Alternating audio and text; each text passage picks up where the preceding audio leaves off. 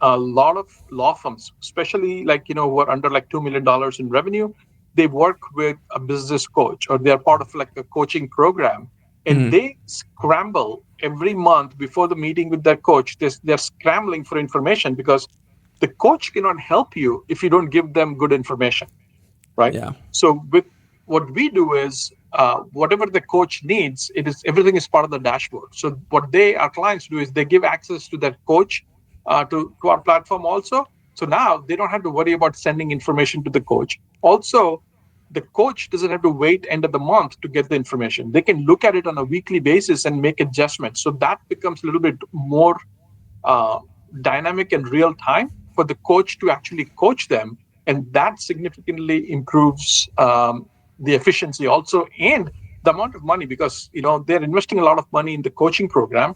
So why not get the most out of it by giving them the data that makes sense?